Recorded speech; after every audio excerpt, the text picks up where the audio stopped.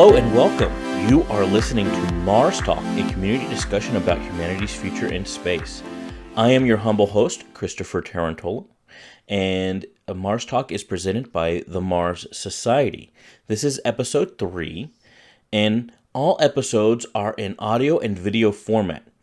You can find the links to each episode on our website, www.marstalk.org. We are looking for volunteers for Mars Talk specifically and the Mars Society generally. So if you are interested in being a volunteer and helping us out, you can go to marssociety.org/home/about/volunteers. Okay, now, as always, we wanted to advise our listeners that all of our opinions expressed on this podcast are the views of each individual expressing them, and not necessarily the views or position of Mars Society at large. We are a large organization, internationally so, and while we share our core belief that we should have humans living on Mars as quickly as possible, in fact, we may and probably will disagree on many other things. And if you're disagreeing with me, just know that your opinion is wrong. Now, joining us today, we have Lucinda Offer out of London. Welcome, ma'am. And James Burk out of Seattle. And I am coming from Lubbock, Texas. Now, Lucinda is the former NASA Ames associate at the Space and Earth Science Research Laboratory. Currently, she is the geophysics lead, education and outreach officer for the Royal Astronomical Society in London. She does delivery.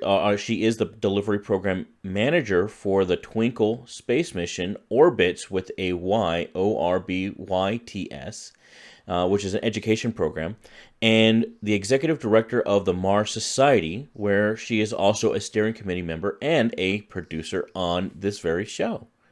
Welcome. Thank you. Now, James is the senior manager at Arctic Consulting, the director of IT and a steering committee member as well here at the Mars Society, and he organizes the Seattle Scrum Meetup, and he also helps produce on this show as well. Glad to be with you guys again. Just a tinge. You do one or two things, that's all. Not much. A couple. All right, now, we got some breaking news. I know it's probably old news by the time you watch this by a couple days, but for us it's breaking news because we're not, in the news business. We're doing this every 2 weeks. NASA names the new 2024 moonshot Artemis, which is Apollo's sister, which I think is fitting enough. And the new budget amendment will increase the current 2020 fiscal year budget by $1.6 billion with a B. This ensures that the Orion capsule, European Service Module, and SLS will be used by any means necessary, which is a slight change from Pence's announcement. The Lunar Gateway will be pared down to its bare essentials for now, and the SLS will be accelerated. Now, we will talk a little bit more about the Gateway and how that works later in the podcast. So I won't go into too much detail now, but guys, what are your thoughts about this breaking development? It's getting real. It's kind of what needs to happen if they want to, follow through with the plan that they make. 2024, that's within if Trump gets reelected, and they're giving it money, which is what previous programs have always, been without. So it'll be interesting to see how Congress. This is a budget request. It'll be interesting to see how Congress reacts to this and how it, given everything else going on right now, with China trade talks and whatnot, that yesterday was a very bad day for that. So we'll see how this gets funded. I'm very hopeful it will be, but this is not a slam dunk by any means right now. But they are sticking to their word. Sorry. I think in episode 1, we talked a little bit about this and the announcement and kind of the verbiage that they were using. So it's interesting. Did by any means necessary, was that part of the press release, or did you add that, Christopher? Oh, I added that, and I stole it from somebody off of Twitter, to be clear. Totally stole that from somebody on Twitter. That's what they kind of have been, how they've been delivering it. Any means necessary. We're going to do this no matter what, whatever it takes. So. Reidenstein may have said that. So yeah. Well, actually, the term "by any means necessary" was originally said by Vice President Pence during his announcement. He said that those specific words. Right. Now, in the budget, the breaking news, the new budget, nobody said that except for, and I'll post it up here. I can't think of the name offhand. Somebody on Twitter, and then I thought it was cute enough that I stole it. Trying to be too cute by half, I guess.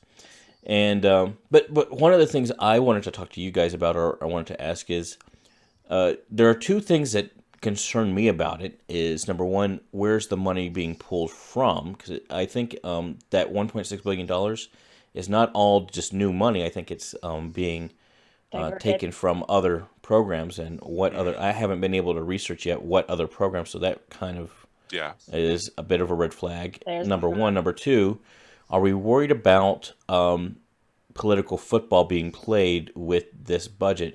I know Bridenstine has gone through to great lengths to make this as bipartisan as he could, but I wonder if that will be to no avail because of other things outside of NASA that cause partisanship within Congress and the presidency. If he's done this right, then he would have approached those bodies within NASA where that money could possibly come from and had a discussion with them beforehand to kind of get their buy-in. That would be, I think, if you're a leader, a smart route to take. Whether he did that or not, I don't know. But yeah, there's always going to be kind of an uproar if money's going to be taken away from your project to go to another project. That happened, I don't remember, several years back when Hubble was needing money and they were taking it away from other projects within NASA. That's kind of been a continuous problem. Yeah. Or issue. Yeah.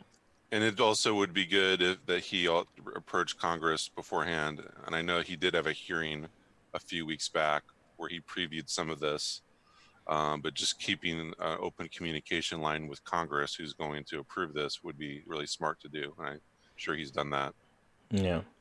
So some of the early criticism that I've seen, and I have no good sense on how accurate or appropriate the criticism is yet, we just haven't had enough time to dive deep in, is that it's going to be too little, and that it's not what is needed to actually get people on the moon in 2024. Do y'all have any sense on whether or not that is a fair criticism or not? Well, I don't know a lot about kind of this brand new announcement he's made. But it depends on kind of what they're going to cut with, I think you mentioned the Lunar Gateway. So how are they going to kind of thin that out to make sure that's very efficiently done? And I agree. I mean, the Lunar Gateway, which I think is an oxymoron on some level, but was already doing, trying to do too many things at once. So maybe they'll be a bit more smarter when they, whenever this sort of plan gets divulged completely. Is that happening right now? Is that going to happen in a week? Yeah. And the SLS's upper stage as well will be a big piece of hardware that needs to be developed as part of this, and that we've seen. You mean for the Block 2? Correct. Yeah. And we've seen how long it's taken just to get the rest of the SLS running. Which it still hasn't. I can't believe it's 2019 and the thing still hasn't flown. That's insane to me. I never would have been a supporter of it back in the day when they announced it if I knew it hadn't flown by now. And I'm sure a lot of others feel the same way. Well, hindsight is always 2020. We talked a little bit about this. There's a lot of projects like that, that take long. Well, I mean, look at the James Webb. Yeah. Oh, gosh. But despite that, I still support the James Webb Telescope. I mean, that thing's going to be so. Absolutely. The rocket. I can't wait to see what it does for us. I mean, it's going to be amazing. The rocket business is hard. Yeah. The biggest criticism I've heard of this plan, and just the variance of it from before, is where's the lander, which we're about to get to. But that's a really important piece of hardware that they need to make sure they hit well.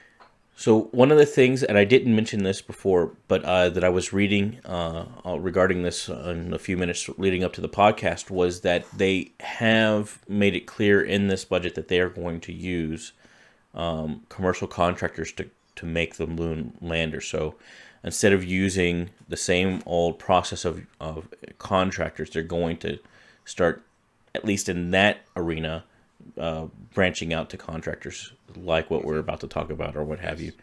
So I think that's if nothing else, that specific part is a positive development. It very much is. And, my overall sense is this is good. It is moving the ball forward. It's not necessarily the prettiest process, but when politics are involved, what is, you know. So we'll talk much more about this on next episode once we have a chance to actually digest what all the information is and be able to talk intelligently about it. But we'll go ahead and move on to the next story, I think. Blue Origin held a press event where Jeff Bezos, the founder of Amazon and Blue Origin, talked about his vision for humanity's future in space. So it's kind of relevant to our podcast there. He talked about our future on planetary surfaces, but also O'Neill cylinders. He used this as an end goal, but claimed that there is a need for infrastructure. When he started Amazon, there was the U.S. Postal Service, FedEx, there was the internet, all of these other infrastructure projects were already in place, and that allowed Amazon to become the company it is today.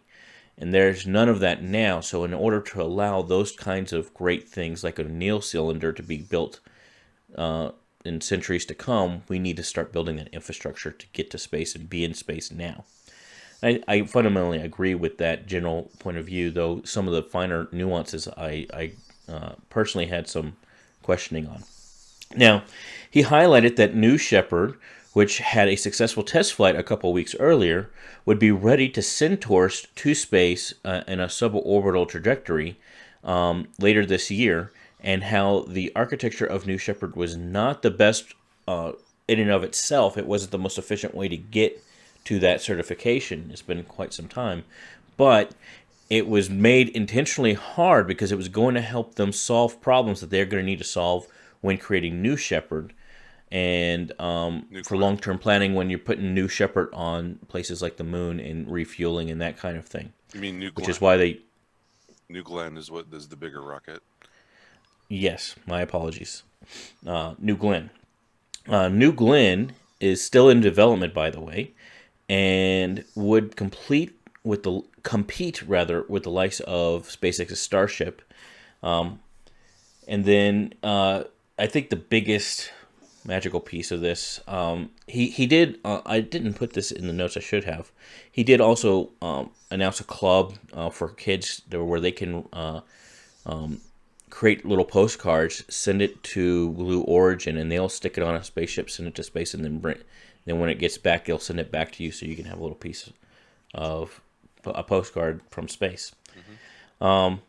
But then he also unveiled the Blue Moon lander with a life-sized mock-up on the stage. I don't know how real that lander was that he had behind him physically. He has sparked quite a bit of conversation on the topic, central to this podcast, so we didn't want to disappoint. James, what is your take on this whole presentation? I know you've done a lot of looking into what was going on, and we'll get into some of the other details. Yeah, so I was at a conference about a year ago, the ISDC conference that the National Space Society puts on every year. And he was this featured keynote speaker at the evening banquet. He had gotten the O'Neill Award, coincidentally, at that. And Freeman Dyson was there, who was his college mentor. So Jeff Bezos was on stage and talked about a lot of similar things as what he talked about last week. Talked about the future of the human race and how we need to move out into space or we're going to stagnate, and we need to move all of our heavy industry or polluting industries into space and rezone the earth residential and light industrial, and make it the planet of paradise, because it's still the best planet we know about in the whole universe. And so the whole announcement of the Blue Moon lander was quite a splash. I mean, they've been working on that in secret now for 3 years. It's very, very timely, as you know, as we just talked about with the NASA moonshot. This is the perfect piece for the NASA moonshot. I mean, both of those stories have happened within the last 3 or 4 days, right? Yeah. So the engineering work they've done is very impressive. The one person pointed out that the design of it is very similar to the 2007 NASA, the previous moonshot The under Artemis. George W. Bush. The previous moonshot. I think that one was called Antares. Oh, you're And right. I'm sorry. yeah, I and got I got Artemis from the other gotta one get on your the brain. A's straight. Artemis. I love that they named the new moonshot Artemis, by the way, because the first space society that I joined was the Artemis Society, which is now the Moon Society. I found out about that back in 1996 on the Discovery Channel. Nice. So yeah, Artemis is a great term for the new moonshot. I love that. And so anyway, but back to the Blue Moon and this announcement by Jeff Bezos. I mean, that was an amazing event. It was like a Steve Jobs keynote. I've been Yeah. waiting for somebody like Jeff Bezos to come along and do a keynote like that to really show, you know, the reasons why we need to go to space, the positive human future in space with space colonies like Cornell cylinders, and Mm-hmm. what the benefits are, and just that was an amazing event. I really enjoyed watching that, and I think it's resonated a lot with people. Just the fact that he's the founder of Amazon and the richest man in the world gives him a lot of street cred among people, and for someone like that to talk about space in the way he did and to be actively working on, I mean, he's plowing $1 billion a year into Blue Origin Well, of his to own me, money. it's pretty clear that however it got to him, he has been co-opted by the same ideas that Dr. Zubrin and the Mars Society has been championing for decades now. Yes. And it goes. I think about what Dr. Zubrin always says, which is, it's not the Mars Society, it's not any specific thing. It's the idea that is most powerful, Mm-hmm. and it's clearly taken him, and he's running with it a little bit, and Although it's exciting to he see. does have a slightly different vision than we do at the Mars Society and that Dr. Agreed. Zubrin does, because we are all about colonizing Mars and settling Mars, turning it into a second branch of human civilization because it has all the resources needed to do that, unlike anywhere else in the solar system. His vision, Jeff Bezos, is more about let's build space colonies in low Earth orbit, let's develop the moon and really open up that space infrastructure. Mars is not necessarily the best place to go. It's an important piece of it You're all, right. but he made the analogy, if you were on Mars and you were trying to play Fortnite with people on Earth, you couldn't do it in real time. You got Which would be a travesty, of right? course, like that's civilization would collapse over there if they couldn't play Fortnite. Oh my on God! Earth. So how do you gonna pwn those noobs? but if you're in Earth orbit in a space colony, you basically have a real time link with Earth. So there you go. That's the killer app, so to speak. For In my eyes, I'm obviously I've been a part of the Mars Society now for a little while. I don't see why we can't do both. And I mean, right. In fact, I don't know how you get it having a real chance of having an O'Neill cylinder of any size without first having colonies on the moon and Mars and probably on asteroids and elsewhere. I mean, Yes, it just this debate's a little premature because we're not anywhere yet. Yeah. But it also brings back to me the old, like 10, 20 years ago in the space advocacy community, there was always the debate of, do we go back to the moon or to Mars? Moon or Mars first was always the debate. And it looks like moon first is winning right now, which is fine. Like, let's go back to the moon because that will help us get to Mars. Yeah. So, and even Zubrin believes that now. Whereas back in the day, he was a very first guy. Absolutely. Lucinda, what you think? I'm just all silent over here. I think the fact that we would be happy as an organization just to go to the moon is because we'd be happy to go anywhere. We've been stuck in low Earth orbit for so long. Let's do something. We're starving. And we're hoping that would ignite, inspire, the leaders that be that we can to gain our confidence, because it's been a while, 50 years. We're celebrating Apollo 50, July 20th, first landing on the moon, and that's probably they're all waiting for another moon landing, which is great. Whatever it takes right now, I guess. Oh gosh, I'm using the same kind of language. Pence is using, to get people just out of low Earth orbit. And I'm all for. I mean, of course, I love terra firma, but I'm all for Aries firma. I guess was that what it was called? I Aero like. firma. Yeah, I like my Luna firma. Well, I'm more Aries firma, as you can tell, as executive director of the Mars Society. But I'm happy that we could. I understand the doing both thing. I'm okay with doing both when it comes to the moon and Mars. Mars is completely different from the moon. Large infrastructure. I mean, large. Uh, Putting more things in LEO is sort of going backwards for me. As much as the anneal cylinders are really cool and exciting, and people, what's the movie? Is it Interstellar? I had one of them. It was Elysium. Oh, okay. Interstellar had one at the end too, though. Yeah, that's what I thought too. They all moved in. I thought it was around Saturn though. No. When he got back and woke up at the end of Interstellar, he was in an O'Neill colony. Yeah, but it was the O'Neill colony was, I believe, around Saturn or one of the other possibly, yeah. It's just out in space. It's not on firma ground. It's what's the difference I'm discussing here.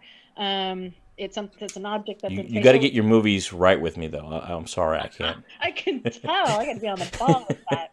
Right. Yeah, and don't ask me to remember stuff. No, it's all good. Yeah. Okay. Good. So, where was I? Right. So, if you're talking about Zubrin and Mars Society, and of course it's great to do some space exploration and land on the moon. Of course, we would rather land on the Mars, but the idea has always been we don't need big Battlestar Galactica ships. We don't need to spend money on these large objects in space to get humans to Mars. So that's the only thing that kind of makes me take a step back and thinking that's a bit backwards move as well, for human space exploration to live and settle and colonize on the moon or Mars. Well, the way I've always kind of conceptualized it is like, the Lewis and Clark expedition, which went out to explore North America from the initial American colonies. They went out with some horses and people, and they went and they just explored. They didn't build the Intercontinental Railroad in order to go explore North America. You gotta go and find out what's there first, start getting into the continent, so to speak, or in this case, the planet, and then the infrastructure will be built following that. It's not that you don't want infrastructure, it's just that it's not necessary to get there. It's necessary to start getting more people there. Yeah, we celebrated Lewis Clark in 2003 in Eugene, Oregon, and our conferences have that sort of the new frontier, the next frontier sort of ideas behind them. That idea where you just get out there, you take your stake, and you start surviving and eventually thriving. It would be great to kind of have all your ducks in a row first of all. And I think we've been doing that for a good 50 years now. What biomedical research has been done in Russia, probably just as long, 20 years at least, if not more. We just had the Kelly 1 year experiment paper come out. I mean, it's just, when are we going to, as a human species, take that leap? I was going to say that. Well, and would we have ever explored North America had we said, you know what, we can't go if it's going to risk human life? Where God knows how many people died, exploring the frontier of our country. Well, see, that's I think the point is people can die on the streets walking across it. And the argument is, do we want to risk human beings dying just going back and forth to LEO? If we're going to take a risk, it should really be something meaningful. And of course, we wouldn't want anyone to perish. We wouldn't want there to be any accidents. But we understand if you're going to take a risk to be in space, why not land on Mars or the moon, or an O'Neill cylinder? No, I'm just totally turning your argument upside down. No, I actually. Fundamentally, I agree with you, Lucinda. I think you're absolutely right.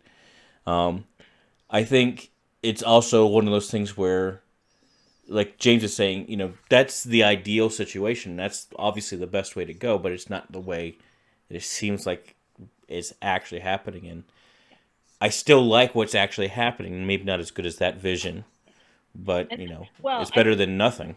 what it was the O'Neill cylinder. I'm okay with going to the moon because I like I said in episode 1 of this podcast, was at least it would inspire many and prove and build confidence that we can do this. We've done it before. Yeah.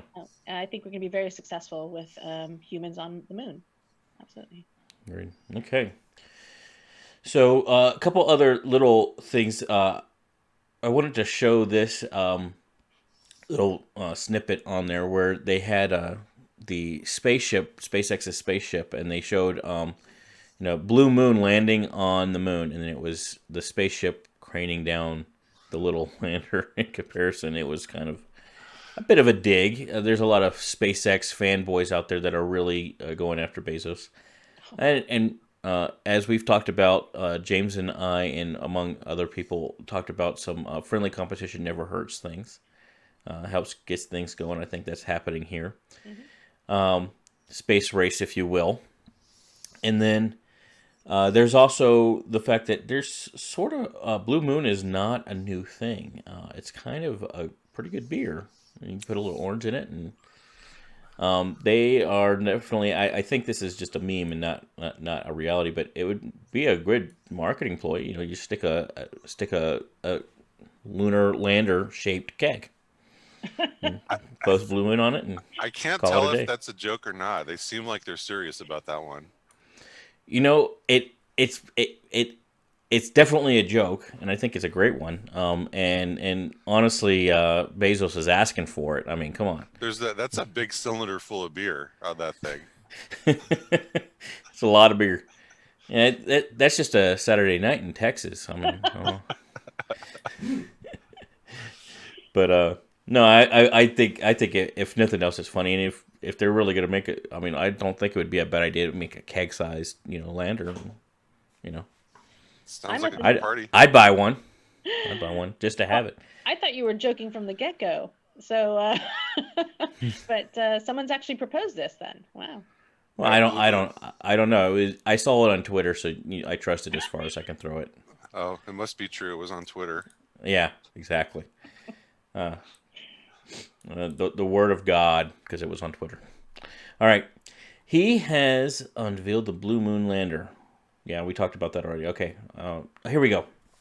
Alan Stern debated Ron Ekers on what the definition of planet ought to be.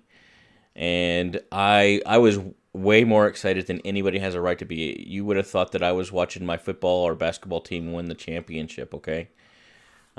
He being Alan Stern took Ron Ekers to town. It was a rumble. I was legit excited watching this thing. I was like, yeah. It was funny. I did a little video on my own personal YouTube channel and everything in response to it. But going through the points, Ron Ekers, who was the former president of the International Astronomical Union, or IAU, who is the organization that in 2006 demoted Pluto, among several other planetary bodies, to dwarf planet, and made sure that everybody knew that dwarf planet is not planet. So Ekers' contention was that the process is a bit of an arbitrary one, and not an arbitrary one, not a scientific one. He explained that the process in 2006 was a bit one of compromise, and defended that process as proper and best to have consensus among the international community on when you point to an object that you say the name Pluto, that we both know what we're talking about, right? We're talking about that object in the sky that has this orbit and this these different properties, attributes. Thank you. He argued that objects like Pluto, Eris, and other Kuiper Belt objects were very different from the 8 planets that we know, and that warranted a separate definition. He reiterated that clearing an orbit was important to a large portion of the experts that debated on committees during the 2006 process, and quoted somebody in that process as saying that not having, he was not specific on who it is, so I can't be here, and not having that definition would be an insult to half of the planetary scientists out there. Not having the orbit definition, right? Right.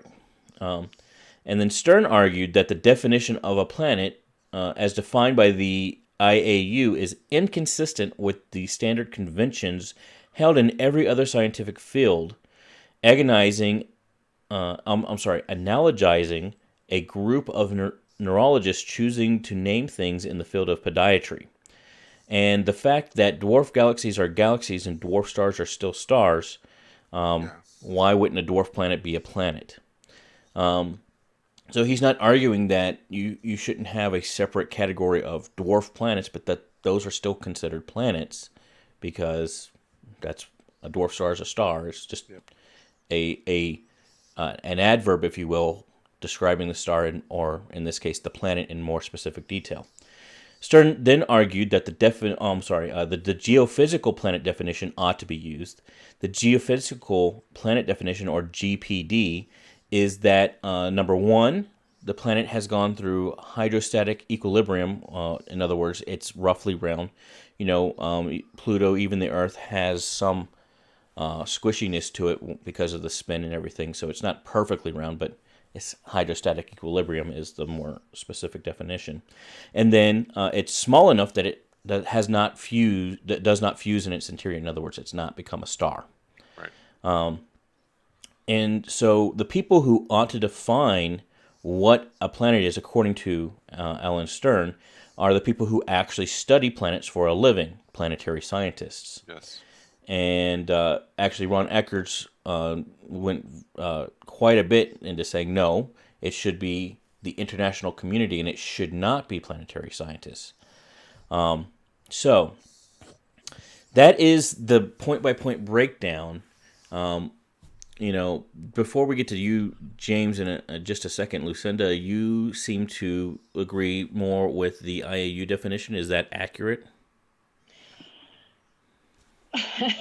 I've accepted it. How's that? I've accepted it. You accept it, okay. Yeah, I don't have a problem with them making a distinction for another object in our solar system, or trying to come up with another naming device to kind of further categorize objects in the universe. So and I can understand and I can see those issues, and so you mentioned hydrostatic equilibrium, which makes me think, you talked about the compaction of the Earth, which is called an oblate spheroid. So it's a bit more, right. It's wider at the equator than it is at the top and bottom. Right. So is Pluto not an oblate spheroid? I don't know that if it is or isn't. But the other three I believe it has a little bit, but not nearly as much as Earth. So I wonder what's and then the line let alone Jupiter. Jupiter is much more so. Mm-hmm. Well, it's more massive, I guess. So, I accept it. It's part of being a scientist, but I think that was kind of one of the issues too. Was it very scientifically determined? Because you mentioned something else, that it was sort of sounded like Ekers was saying they were trying to please everybody. Mm-hmm. When they made this decision. So, that definitely leaves room for argument. Well, and Ekers very specifically multiple times during this debate said that it was not a scientific process. And one of the arguments that I would make, that I don't think Alan Stern made in this debate, at least, I don't know if he's made it elsewhere, but, naming something Pluto or Earth or Oumuamua, that's not a scientific process, and I understand why it wouldn't be. It's simply making a name that everybody can say, sometimes that nobody can say. But it's making a name that everybody can agree on, and that way we all know what it's talking about. But that's something slightly different than whether or not something is a planet or isn't a planet, because to me that's a scientific endeavor. It's categorization, and that has large implications to people who are actually studying these things. Pluto is much more like Earth than it is different than Earth.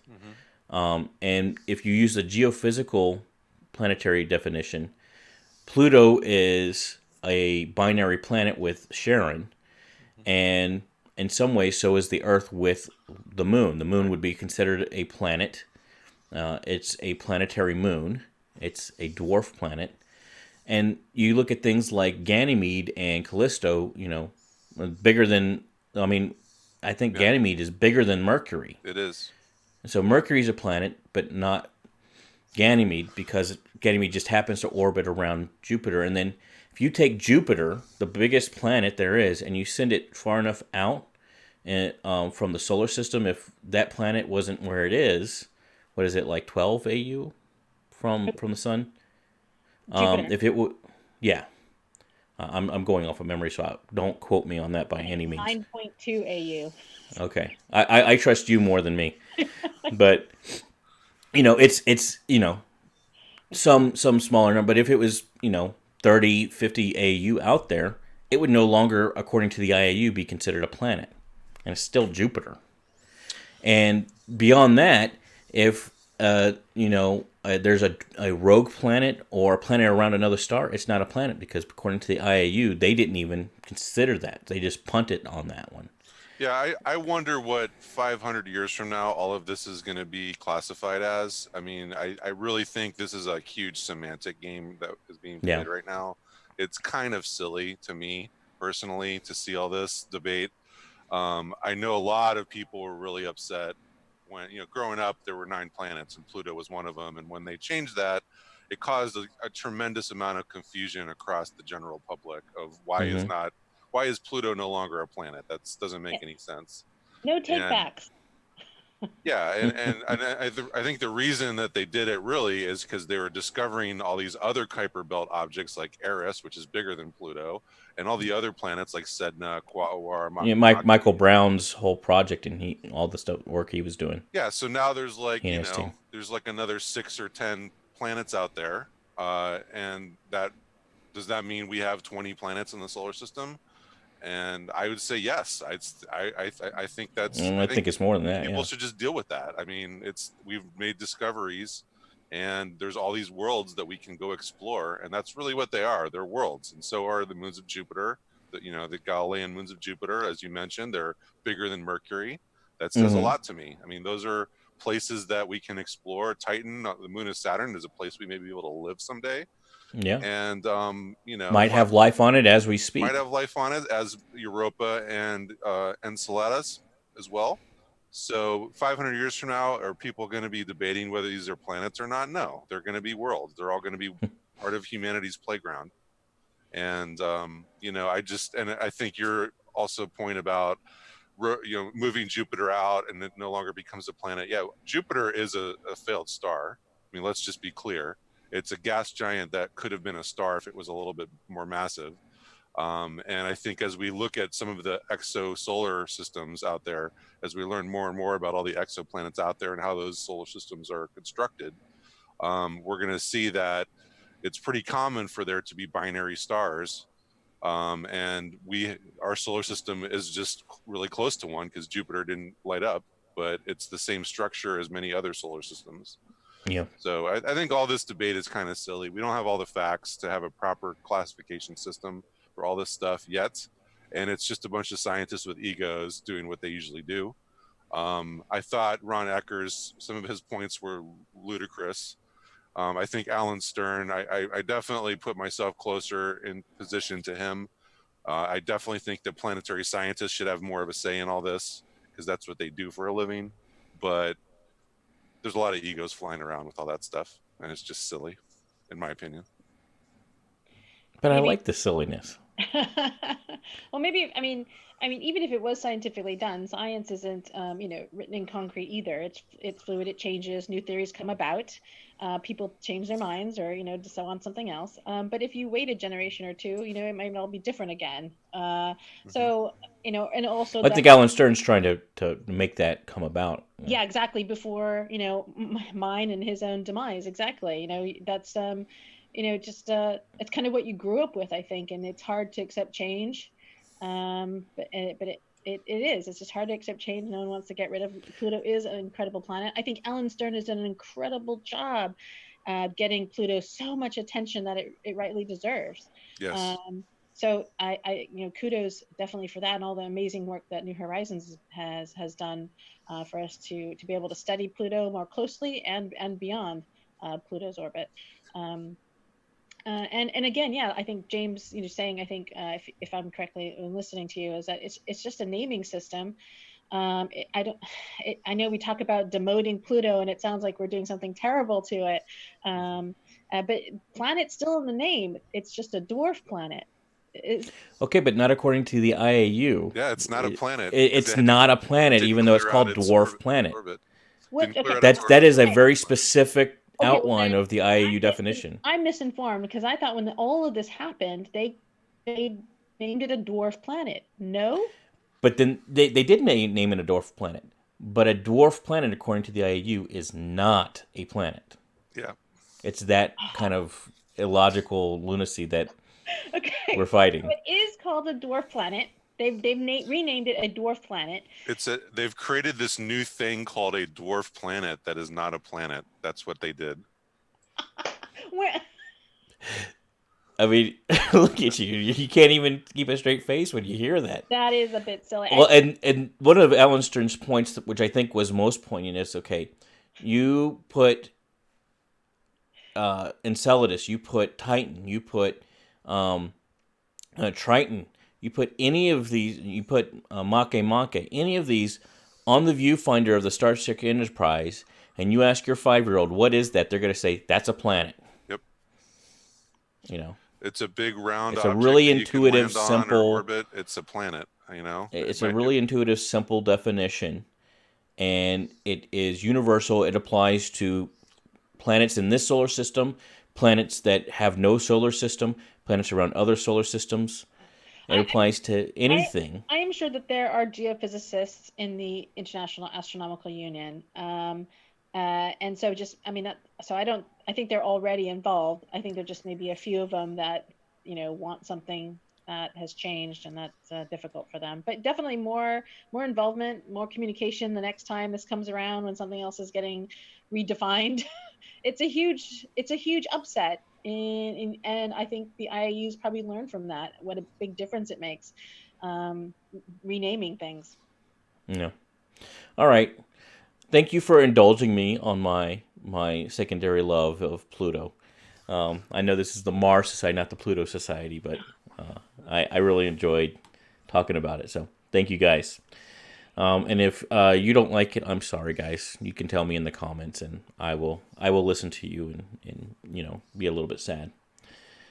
NASA, they have announced a winner for their 3D printed Mars Habitat Challenge, and somebody, I'm not naming names, James, has had a little bit of contact with one of the teams that actually competed in this competition. And so I'm going to let you kind of take it away from here instead of talking all that much. Sounds good. Yeah, this was a really interesting contest that NASA put on. The idea was to advance the art of 3D printing to create a new Mars habitat.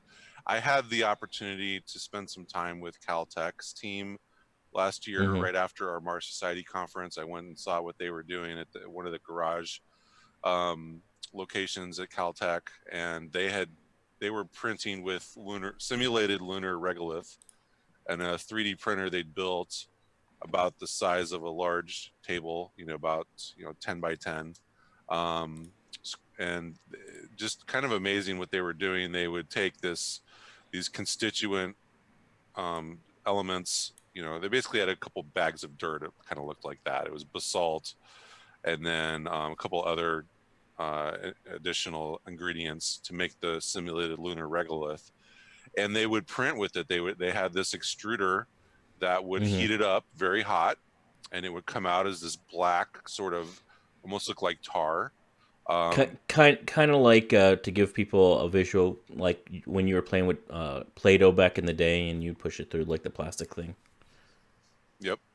Similar concept, more complicated. Play-Doh never got heated up to 250 degrees Fahrenheit, but they would they were trying to print bricks. They would print Lego bricks that Lego-like bricks that would fit together.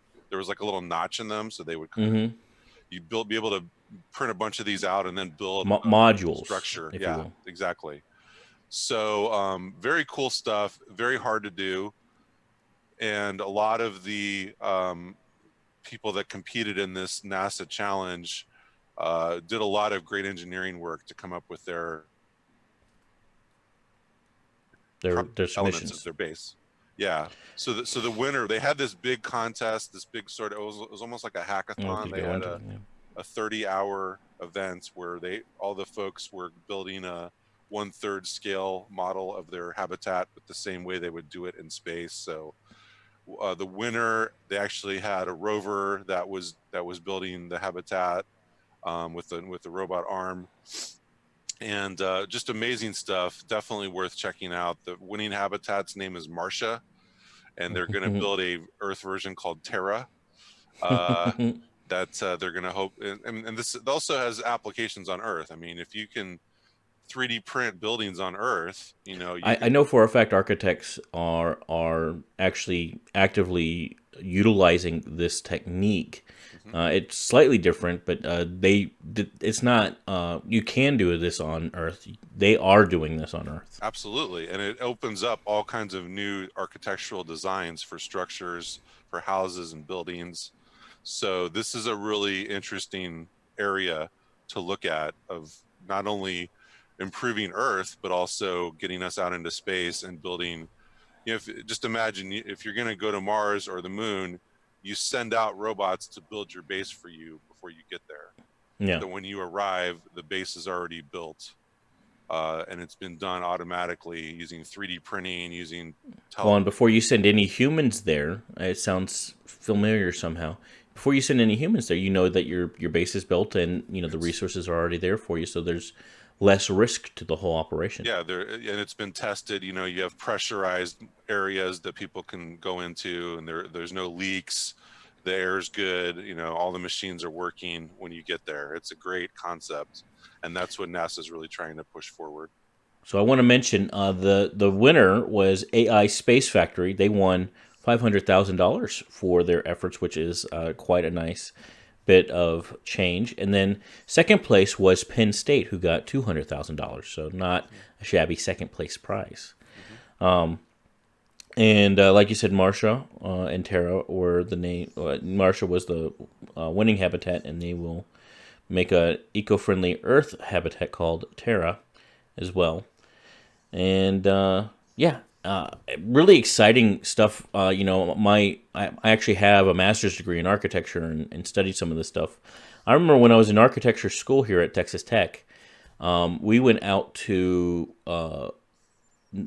just near Austin, Texas. There's the Acme Brick Factory, and basically what they do is they take mud, particular clay mud mixtures, and they take it out of the ground, and they make sure it's nice and wet, and they extrude it through a square, a rectangle, if you will, and then they literally just have a thing cut it, and that's how bricks are made here on Earth. So it's literally not a new process. It's not anything crazy. The difference is doing it autonomously and with regolith, which is, until we get there, we're really not going to know if it can actually work, because regolith is not something you find here on Earth. We can do analogs here, and I don't know how accurate those analogs are, particularly for Mars. I could see us having a better ability to do moon or lunar regolith simulations, because at least we've taken some of that and brought it back to Earth. But Yes. It really opens up a lot of possibilities where, like, this is just literally 3D printing the habitat. But even if you were just making modules, like you were talking about with Cal State, Caltech. I'm sorry, Caltech. I apologize. Even if you're making modules like that, that's actually a valid building method, where they have foam blocks here on Earth, and you stack them up like Legos, and then because they're foam, you just take a heat gun or a heat wire, and you just cut out the holes for the windows and the doors. Then you pour concrete in it, and then you have a structure. It's called it's not called I don't remember what it's called anymore, because it's been 4 years since I looked into that technology. But I could go on at length about the Earth analogs of what they're doing, and so it's exciting that they're bringing architecture into space and advancing architecture in the same process. Not only right. I mean, it's going to help improve the technology here on Earth. Mm-hmm. Isn't this the version? I mean, this is 3D printing, right, on another planet. That's the whole idea. And did they have to do like a proof of concept or a demonstration? I think I saw some videos of it. So, did they have to? Yeah, like I no, said, they they actually had an built, event. like he said, a third scale of what they would build on the other planet. They had a 30-hour event where everyone built those, and kind of like a hackathon where they stayed up all night and worked on it. Yeah. They had 30 hours, and that's how they did it. So did they have like a autonomous robot creating the cement, basically? Yes. Yeah, I mean, they were 3D printing right next to your face assembling. is what everybody's seeing this whole thing. It's really cool. Very cool. So okay, what's the next step? Wait. I'm sorry. I'm just like cool. Go ahead. No, I didn't mean to cut you off. There's a competition. Mars Society loves competition. We think it's very inspiring to have competitions. So then what? They've given someone money. What are they going to do next? Is NASA going to use it and put it on Mars? What's going to happen? Does anybody know? Well, I don't know the answer to that. They will most likely have follow-on challenges, but I don't. I'm similar not sure to like DARPA. Correct. Okay, cool. I mean, I'm sure for architecture, the field of architecture is taking it to a whole new level of construction. Well, I know there's an architecture firm out of somewhere in Europe. I think it's I want to say Sweden or Switzerland, but don't quote me on that. But there's an architecture firm, and they are actually actively working on lunar base architecture, and they will probably start actually getting clients on the moon, in the next several decades. Once, that bubble gets popped and we're finally going there on a somewhat regular basis, I think they are going to start moving some of their business to the moon as well as other places here on Earth. So, are they going to build a neighborhood on Earth somewhere where it's been difficult? They have built buildings all over Earth. They are a very well established and highly. In my opinion, I really like the architecture they put out. So this is not somebody that's like making something in the garage. No, this is like a multi-million-dollar architecture firm that says, you know what, one of the projects we want to work on is moon bases because people are going to need architecture on the moon too, and they have come up with some really really great stuff, and they're thinking about things from an architecture point of view, which is different than an engineer's on some level. I mean, there's a lot of engineering involved in architecture, but there's also the artistic, the aesthetic, the form versus function. Well, that form versus function came out of an architectural conversation with the Bauhaus and Mies van der Rohe and Gropius. Gropius, I think, was the first one that actually coined that term. You're making me go back to my college years, which it's been a while. I bring this kind of questioning up because people or the general public are always concerned about all this money going towards space, and why should we do space exploration? And so I'm just wondering if any of this technology, because I think we want to know how is it going to benefit here on Earth. And so I was wondering if they're going to use any of this technology to build a neighborhood on Earth or something, or to build homes here on Earth. I would say not. They're not going to. They are. There are buildings being built all over the world with using the same process, and they're perfecting. The process is a little bit easier here on Earth because it's basically you're using concrete, and those materials are very well known, tested and tested and tested and tested again. So we know a lot about how to use that. Regolith is more difficult, and I'm going back to a video that I watched maybe about 6 months ago once, so forgive me if I get some of these details wrong, but one of the problems with lunar, this is going to be specific to lunar regolith because that's what the guy was talking about. This was a guy that was doing a talk, I believe, to NASA about the research that his university was doing, if I'm not mistaken, and they did, Earth-based technologies like this. They've done that before, and the difficulty with going to regolith on the lunar surface is it's a different consistency and different pressures, and so those things make it to where you can't have it too small because otherwise it'll just clog up. Right. And you gotta have a certain amount of flow, but then once it flows out, it needs to have a certain amount of strength. Right. And so trying to get that to work well, there just needs to be more testing, and the only way to truly do that is to be there. So vacuum. Artemis needs to work in order for us to really advance this to the next level. Yeah. So what's next? What's next is putting one of these robots on Mars, on the moon, and having them actually work it out. Yeah. And you can't do that autonomously. You got to have humans there because you're going to run into problems. There's going to be a clog, so you got to need a human to get in there with a plunger, if you will, and clear it out and think through. Okay, that happened. How can we fix this? You're not going to be able to do it from the Earth's surface, or it'll take you 3 decades to get it figured out. What a human will be able to do in a couple days. It's better to do it in situ, and I think that's what's so great about the moon is it's 2.5 days to get there, and so yeah, that's a good testing ground for some of those. But obviously, anything that works on the moon will have to be retested for the pressures and all that. And it'll be completely different on Mars, but at the same time, knowing the differences between the moon and Earth, it is going to help us, I think, do it that much faster. The lessons learned while doing it on the moon will help teach us about what we need to do on Mars.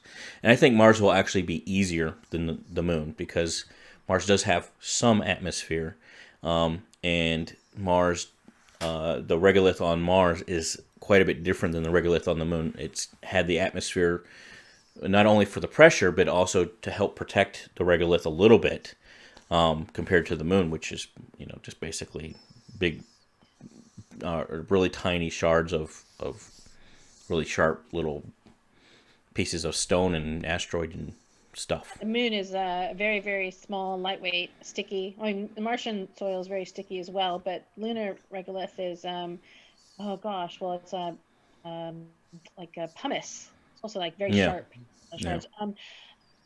But this and sorry, just I don't want to go on forever, but just this competition, was that for a Martian architecture? Was that for Martian? Yes. Oh, it was. Yes. Okay, cool. So they're using simulated. Yeah, so it was a Martian habitat competition. Very exciting. The reason I was talking about lunar is because that one talk that I was talking about, which is just where the knowledge I have to pull from. So, but you can tell this is not like just this one competition is not the only place where this is being looked at, thought about, done. Yeah. It's very important work for the future that everyone's working on this and trying to improve 3D printing. To me, it's a certainty that maybe not the first lunar or Martian base, probably both, will be built on Earth essentially and sent there.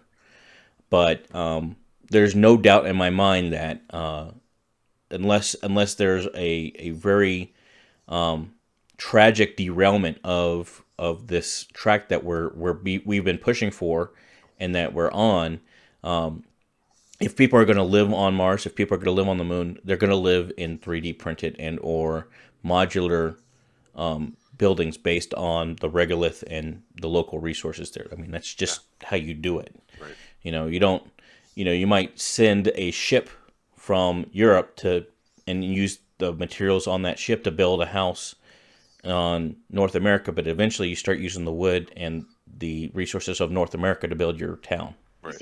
You see, these wood pieces in this 500-year-old house were once built on a ship. Were once part of a ship.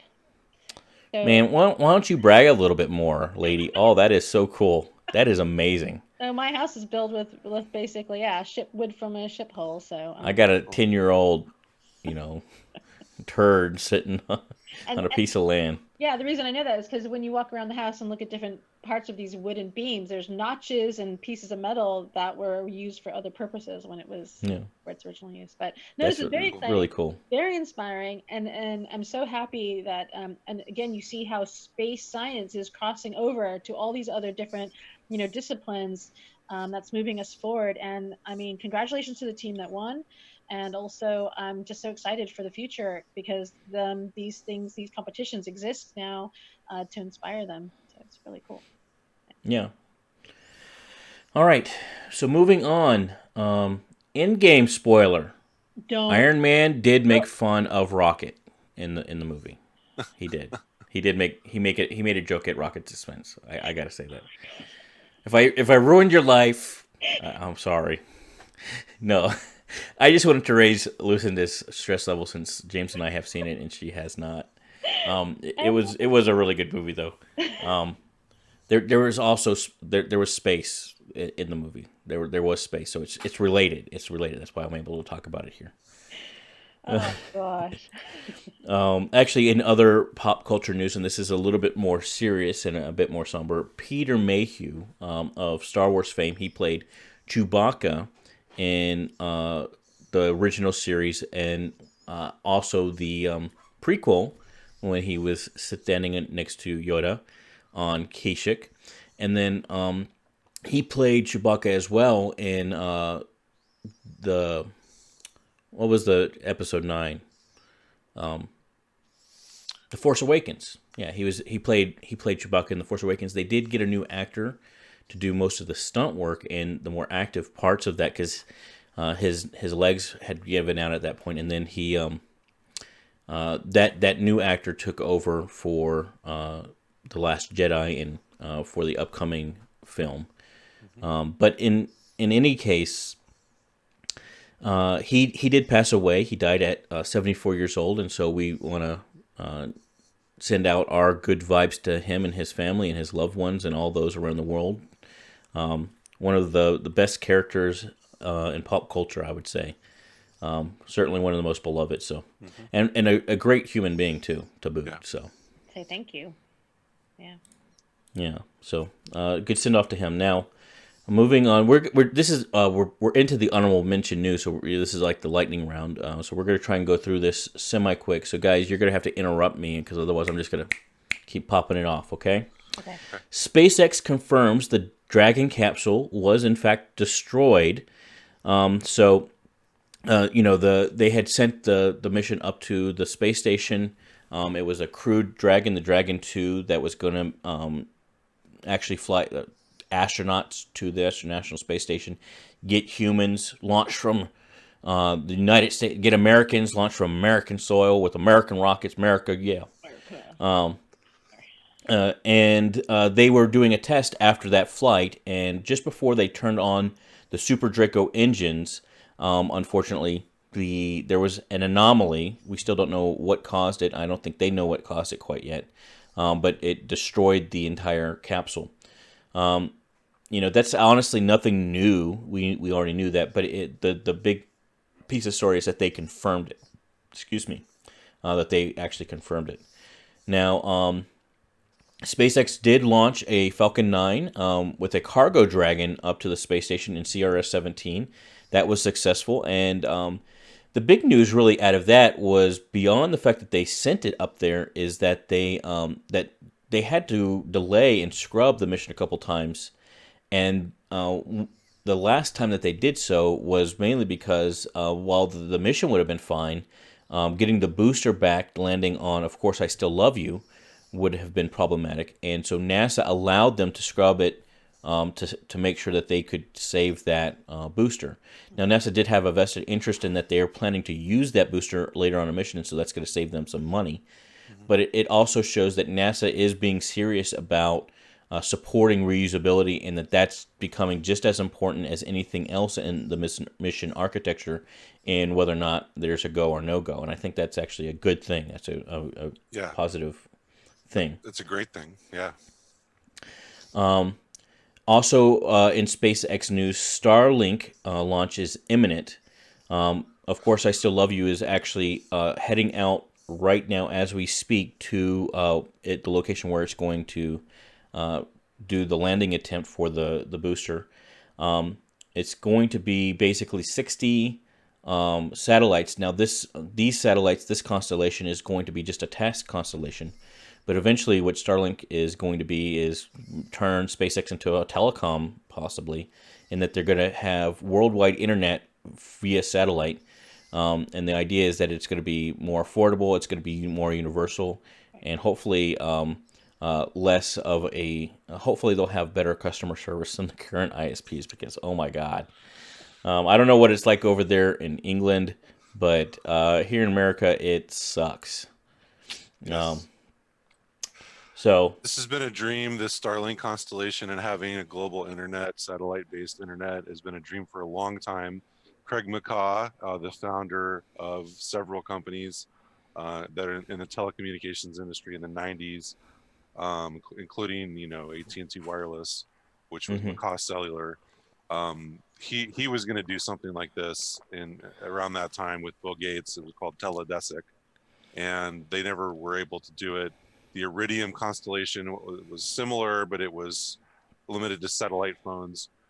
When you have a global satellite constellation providing internet to every part of the world, that's really going to change the game for a lot of developing nations. I mean, just imagine being able to have high bandwidth internet anywhere on the world, and open Mount Everest, some remote island in the middle of the Pacific Ocean, every village in India and China,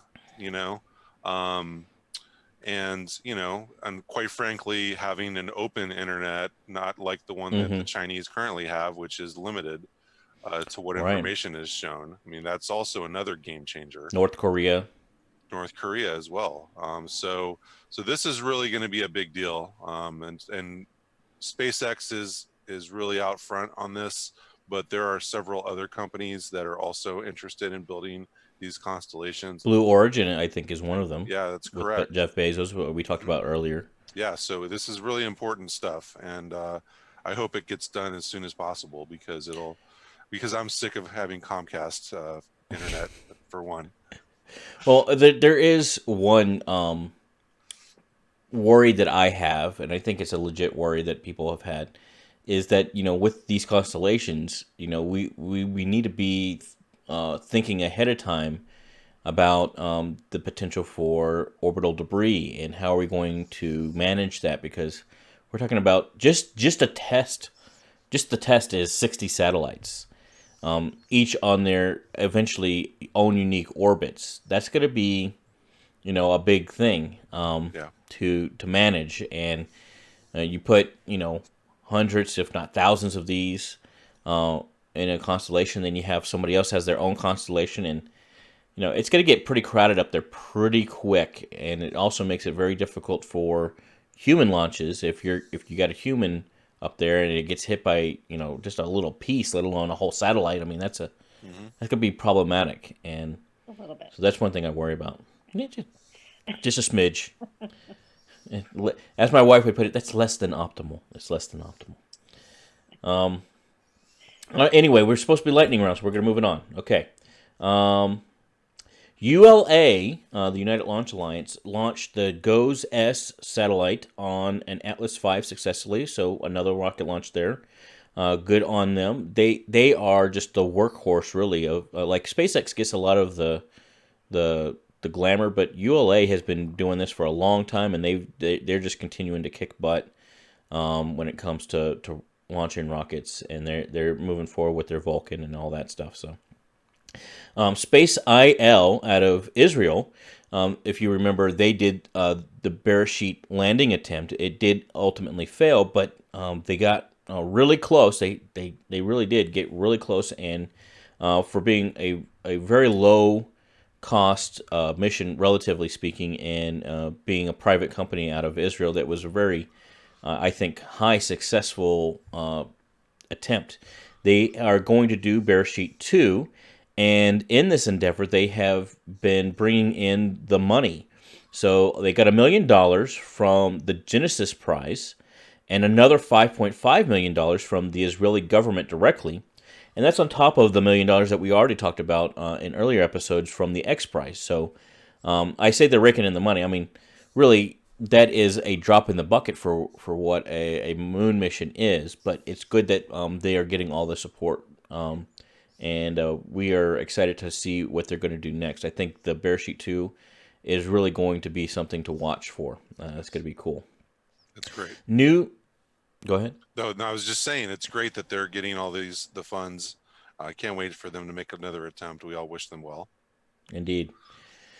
The new research makes clear how Mars loses its water from space, or to space, I should say. Mars' orbit has an eccentricity of 0.0934, which is much more than Earth's at 0.0167. And to give it a bit of a layman breakdown, eccentricity is basically a measure of how egg-shaped your orbit is. So the closer to 1, the more egg-shaped or elongated, or even, much more than egg-shaped it is, like Pluto, or let alone a comet. You think of a comet, which is really just like more of an oval than a circle. And then the closer to 0 you are, the more perfectly round you are. And Earth is much more so than Mars. Because of this, the southern hemisphere, the summer in the southern hemisphere of Mars is much warmer than the summer in the northern hemisphere of Mars. And that makes it much warmer in that summer. And then you compound that with the fact that when there's dust in the atmosphere of Mars, that dust actually gathers heat and retains it more, heating it up even more. And so the swing of the summer in the southern hemisphere is as much as 30 degrees. And this would be, I would imagine, Celsius or Kelvin. So the water on Mars, which we have proven beyond a doubt that there is water still on Mars. It's just below the surface mostly, and it does come to the surface every once in a while.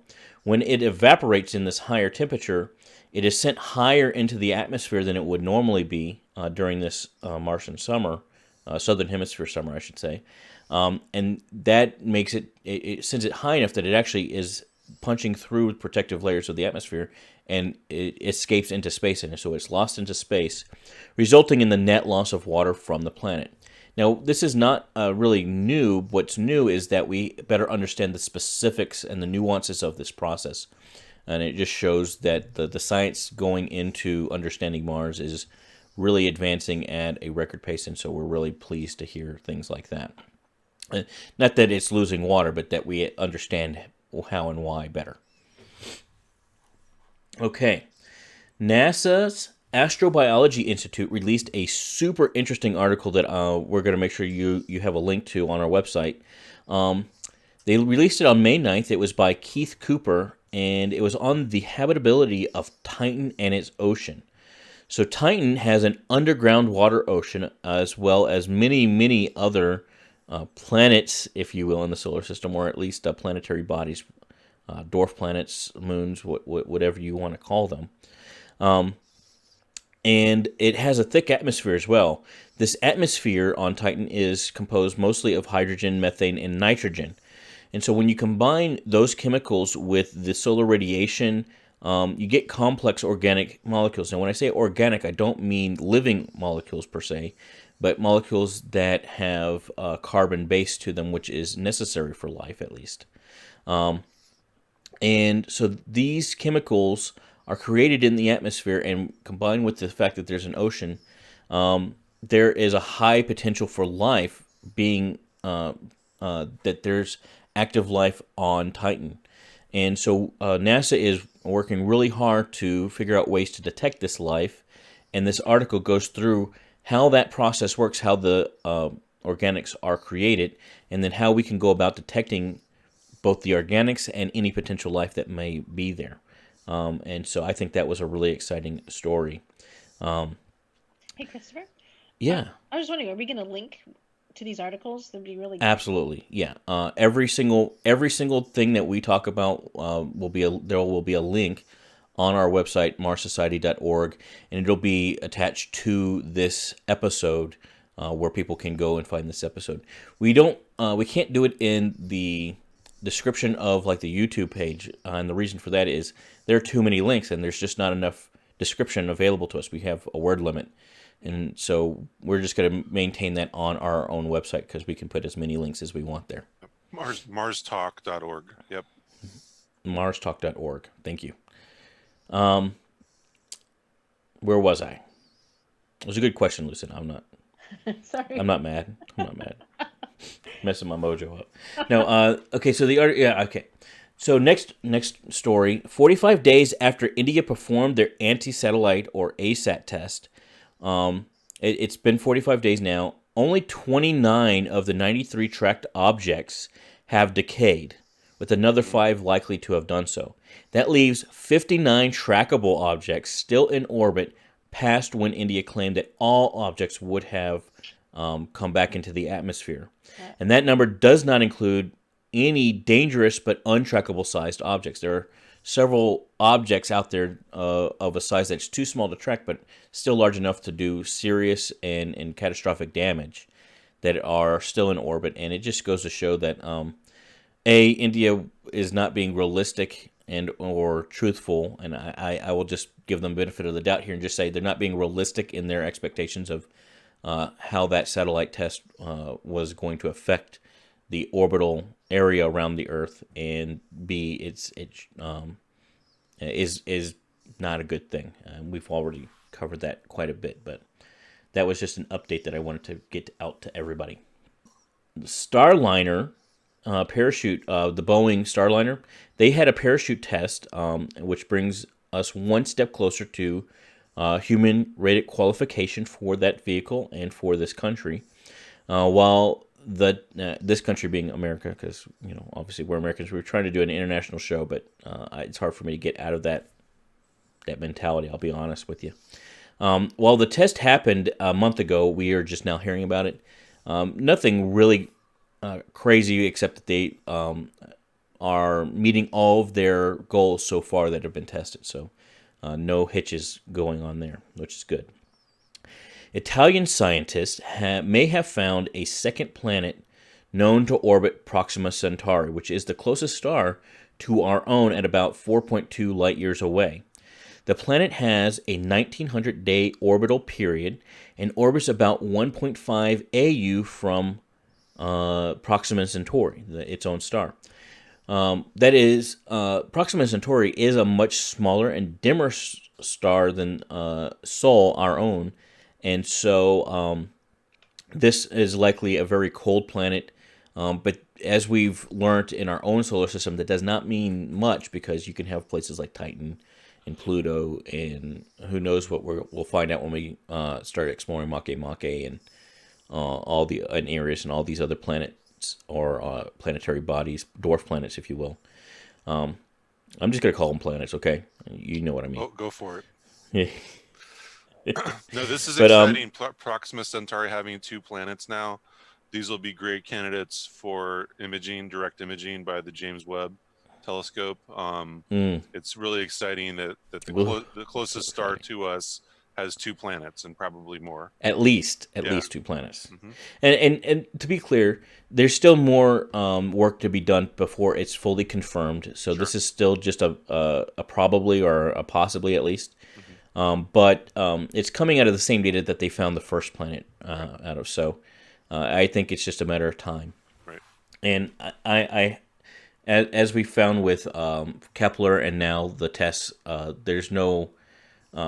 it's likely that pretty much every single star out there has a planetary system around it, so it's not going to be surprising to find more than one planet around Proxima Centauri. Yeah.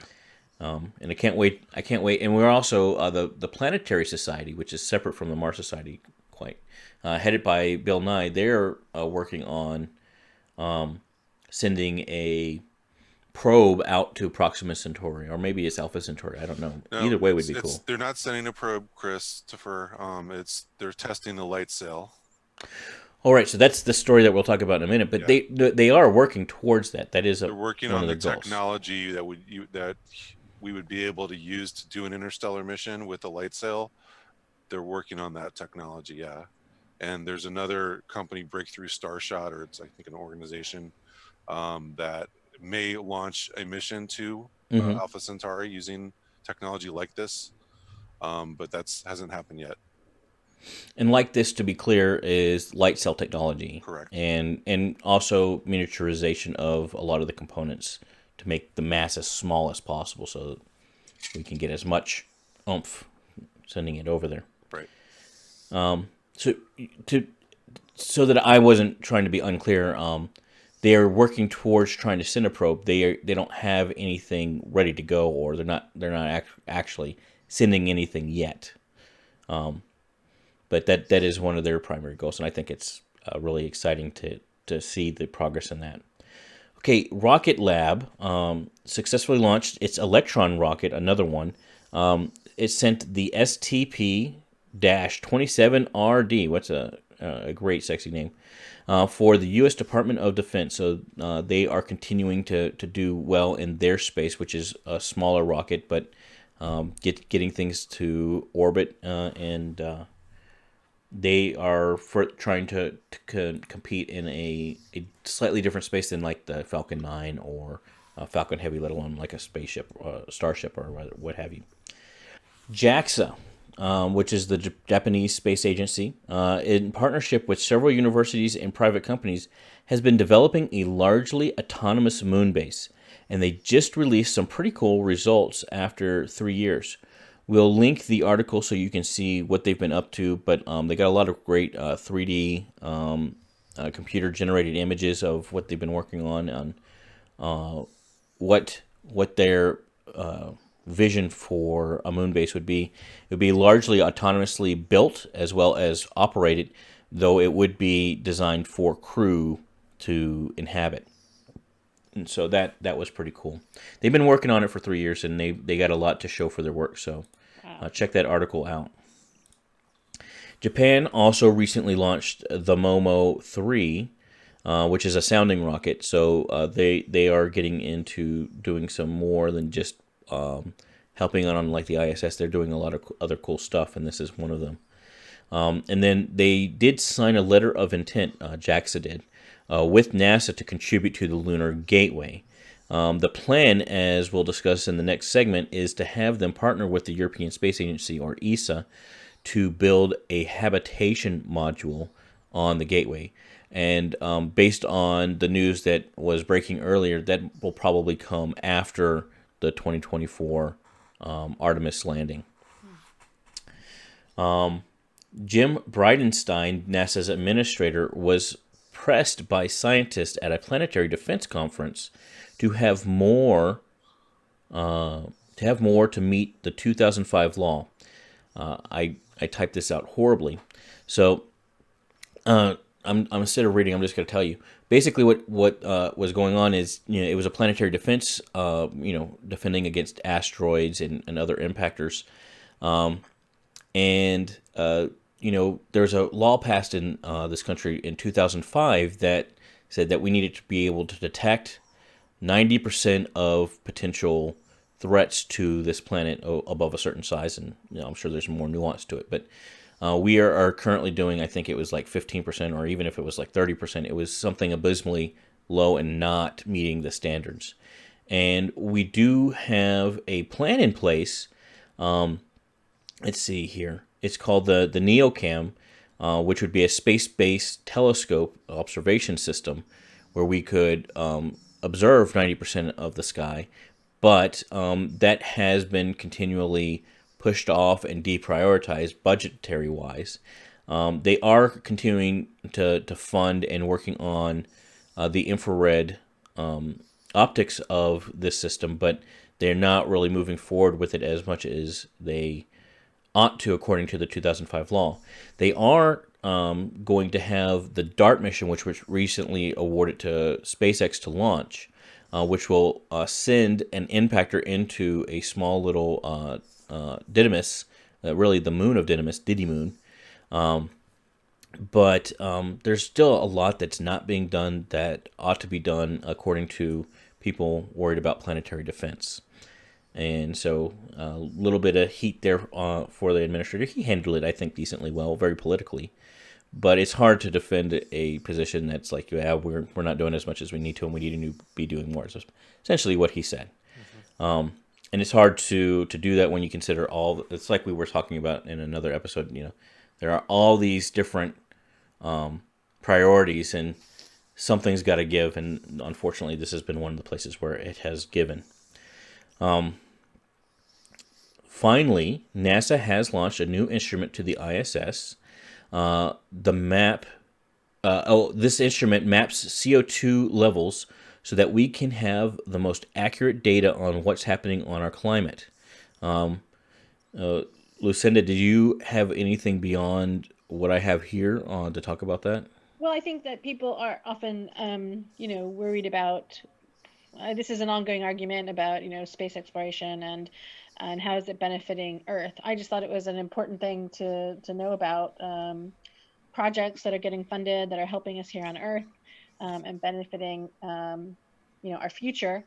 But that this is also a reason, to understand more things about our climate and space. Definitely, benefits us here on Earth. So that's why we need to get NASA funding, more funding for, and things like the planetary protection. I mean, well, not planetary protection, but planetary defense, and Humans to Mars is all about saving the human species, and so would be defending our planet from being, having a large impact that's going to affect humanity. Same thing. Right. Very important projects to fund. It's all interconnected, and people I don't think realize how much NASA's, I think, does more Earth observation than pretty much anything else. As much as we talk about, it's not the most sexy thing that NASA does, but it is a large part of what NASA does. And then NOAA and other agencies, at least in America, they get a lot of data when it comes to, weather reports. The reason that you can know what the weather is going to be in 7 days with any reasonable accuracy, let alone, very accurate, is because of satellites and satellite technology, and not in a vacuum, but in part because of that. And so this is just one more tool that we have in our tool belt to really be able to have accurate data to make good decisions about what we do here on Earth. So, one more thing before we go on to the next segment. Dr. Zubrin's new book, The Case for Space, is coming out. It came as you watch this. It came out. For us, it's coming out today. Today is the launch date, but it'll be Friday before we actually release this, and today is Tuesday. So go out, get it on Amazon, find it anywhere you can find it, and get it and read it. It's a good read. He's gotten a lot of positive reviews. Yep. One from USA Today, another one from myself, and yeah, go get it, read it, and do it. You don't have a choice. I command you. All right. You do have a choice. Just make the best. Yeah. Come on, give me a break. I command you, and people are like, yeah, whatever. This guy. All right. So we for our society and philosophy segment, we wanted to talk about NASA's current plan to go to the moon. This is going to be a setup to talk about Moon Direct and eventually Mars Direct. But before we talk about what we think ought to be the plan, let's talk about what is the plan. So this is going to be a lot of me just going into detail. And I'm sorry, I'm not looking at the camera. I got to be able to read this stuff.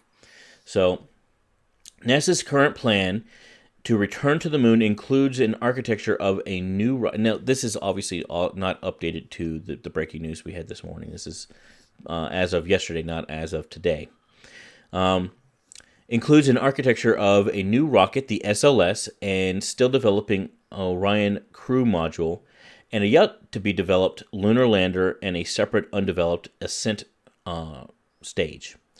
So what would happen is we would build the lunar gateway, launch a lander, the ascent and an ascent module as well, to dock with the lunar gateway, then separately launch a crew to the gateway with the Orion and European modules. The crew would transfer to the lander and ascent from the gateway, now to a fully fueled lander and ascent stage. And that fuel ostensibly would eventually be coming from the lunar surface and not from the Earth's surface. And then they would descend down to likely the South Pole. That's the target area that we want to go to because of all the resources and things that are there. And then a permanent base would be set up there. When the crew is ready to return to Earth, they would launch in the ascent vehicle alone, redock with the Gateway, transfer back to the Orion, now refueled extensively again from the Gateway, with even more fuel sent from either Earth or the Moon, in a separate launch of some sort, and then take Orion back to Earth, dumping the European service module into the atmosphere to burn away. And is that all clear as mud yet? That is the current plan on how we get to the Moon. So a lot of pieces there. Yes, a lot of moving parts. Really good for contractors. Inefficient as well. We're already getting into the criticism, but just to stick with the actual plan here. The first part of NASA's plan to return to the Moon and Mars is the Space Launch System. It has been referred to as the Senate Launch System, deridingly, as it was designed in no small part with the benefit of senators trying to fund certain things. Most notably, the Republican Alabama Senator Richard Shelby, who presides over the area where the SLS is being constructed and designed by, I believe it's Boeing and Northrop Grumman. Mm-hmm. Is that correct? Yes. The system itself would be the largest rocket to date and would have 6 configurations, 3 crewed and 3 payload. So there's Block 1, there's Block 1B, and then there's Block 2. And each block would have a crewed version and then a cargo version, essentially. And so that's the 6. Despite being 41 feet or about 12.5 meters shorter than the Saturn V, it will produce 15% more thrust at 8.8 million pounds, with a cargo capacity to lunar orbit of over 26 tons in its initial Block 1 configuration, which is more than the Saturn V or the Space Shuttle to low Earth orbit. It utilizes the solid rocket boosters from the Space Shuttle, and those will be developed and eventually be advanced according to the plan here. And then the center stack is derived from the shuttle fuel tank and the RS-25 shuttle engines. This means liquid hydrogen and liquid oxygen as the primary fuels. The crewed variant would have a European service module and the Orion capsule on top, and then on top of that would be the abort tower, classic to all but SpaceX at this point, I believe. While extremely capable once built, the entire system is not designed to be reusable at all, nor is it inexpensive at an estimated $1.5 to $2.5 billion with a B dollars per launch. For comparison, the SpaceX BFR spaceship is estimated to be more like $250 million with an M per launch, and that's on the high end for SpaceX. Even if the costs are double for SpaceX, that is still a third the cost of one SLS launch. It would not necessarily be quite as capable, but still, it is a big difference. Again, we're already going into criticism here.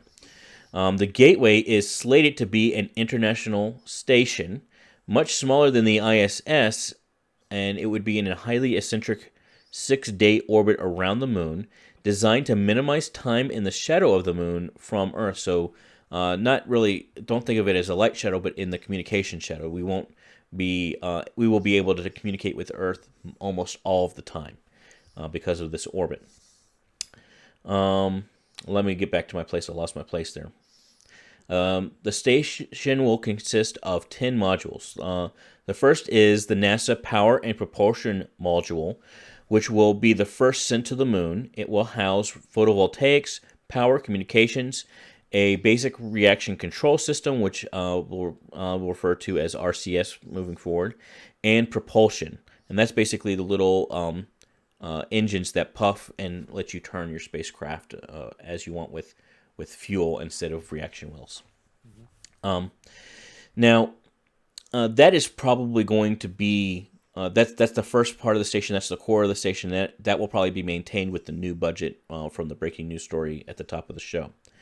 The Orion crew module, which is I'm not going to go and link this. Basically, the little crew module that people are going to go into. It holds 4 people.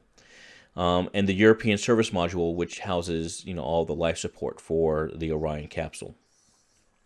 a NASA utilization module for habitation and general space. So it'll be that'll be the habitat in the truncated version of. And this is me just reading. This is what I would do. I don't know this to be fact, so let me be clear about that. But it's basically the initial habitation module, and then as the station expands, it'll still be able to be utilized for just livable space. Then you'll have the NASA habitation module, which will provide more space, greater comfort, a lot more utility, and storage and that kind of thing.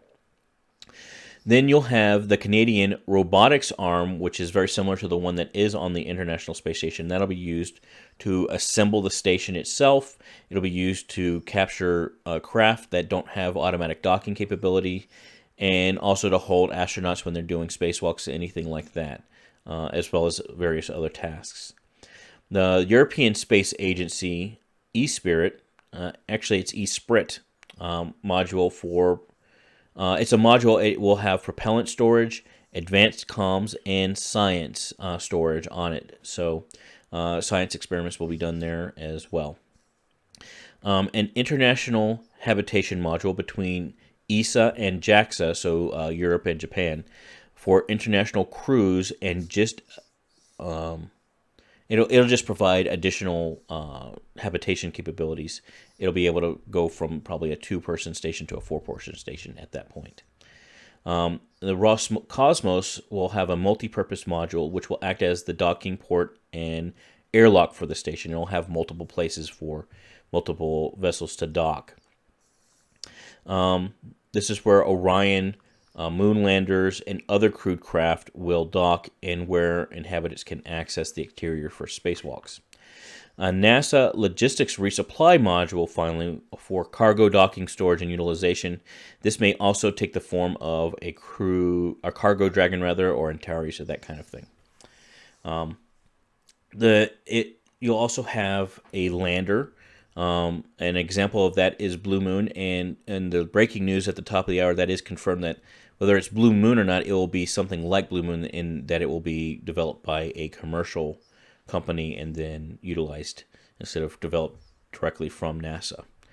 Then you'll have the ascent stage, which is important for those that don't want to go there on a one-way trip. If you want to get back to the gateway, let alone back to Earth, you kind of need that. All right, that is the architecture. It is a big, honking piece of planning, very complicated. Lots of criticism from the Mars Society for obvious reasons, if you've paid any attention to us over the years. It is very contrasting to Mars Direct and Moon Direct. We won't go too much into that now, but do Lucinda or you, James, do either of y'all have anything to add as far as helping people understand what the current plan is? You got anything, Lucinda? I mean, I can talk a little bit about this. So I leave it to you, James. Please. Yeah, I mean, it's the gateway design, as you just mentioned, Christopher. 10 modules. I mean, that's probably 8 more than it really needs to do this mission. It's, I'm not sure why they're having so many international partners put so many modules together as part of this basically command module in orbit. Reusable command module is how Bridenstine refers to it. This is not a reusable command module. This is like another ISS. All right, but to be devil's advocate here and to try and represent Bridenstine well here, in the new breaking news story from the top of the thing, the new budget and the new proposal is, while this will be the eventual goal still, they're going to have a much truncated gateway for the Antares mission. Sure. I think my point, though, is that even if this is not the initial plan, but is the long-term plan, that they eventually will have all 10 of these modules in the lunar gateway, why not just put those on the surface of the moon, right? I mean, let's build a permanent moon base on the surface of the moon. That's much more interesting than having another ISS circling the moon. So, to my best ability, I think what Bridenstine and others would say is the reason you don't want to put that on the surface of the moon is having it in space in orbit is going to allow you to very quickly be able to access other parts of the moon as well. Sure. And it's going to provide a great stepping stone in sending people to Mars and elsewhere. And it's also going to help us learn more about deep space effects on humanity. Yes, I understand that that's the position. I still think that that's a lot of modules to have in lunar orbit, of somewhat marginal benefit. I mean, and there's also one other thing that Bridenstine doesn't talk about, but has really been as much really been more of a defense of the ISS. But I think this is a continuation of this policy. The United States was worried about all of the scientists from Russia when the Soviet Union collapsed, going and starting to do weapons programs and things like this that would be detrimental to our national security goals. And to get Russia and those scientists specifically in Russia focused on a project that is collaborative rather than detrimental, for lack of a better word. Having this international space station and now this lunar gateway on an international basis will give all of these people something to focus on, and it provides a basis for which our countries can collaborate and build politically some good communication and relationships. And I think there's actually, if you're going to convince me, that is not a horrible justification for some of this. What do you say to something like that? Well, again, why not do this on the surface? That's much more exciting to have an international base on the surface of the moon and have all these folks focused on that than having it in this lunar gateway that is of marginal benefit, is going to suck up a lot of the funding for this whole endeavor. You know, it doesn't make a lot of sense to me. I know why. I've heard the same speeches by Bridenstine and others of why. I just, disagree. I disagree. And going over to the SLS, I mean, that sucker is very expensive and is not reusable. And it may be obsolete before it even flies because you have the BFR coming hot on its heels. As you mentioned, maybe a fraction of the cost of one launch, and the BFR is reusable and fully reusable. Yeah. So, I'm glad NASA's doing this. I'm definitely a supporter of going back to the moon and NASA making that a goal and really being serious about that for once. That's great. I just question these hardware pieces being so huge and complicated and expensive the weight of that may prevent this from happening or make it harder to happen. Can I add something? Oh yeah, please. I don't know if I've ever shared my story. I attended the Augustine Commission with Dr. Robert Zubrin. I think it was before 2009. I thought for those that are not in the know, such as I don't know this guy. What is the Augustine Commission? So they're a commission to determine what was the current, human spaceflight program for the United States. So they're a body of astronauts and scientists and also politicians who were. About when was this? It was right after Obama came into office. It was to examine. So 08, 09. Yeah, all the plans that were up to that point and what NASA should do in the Obama administration.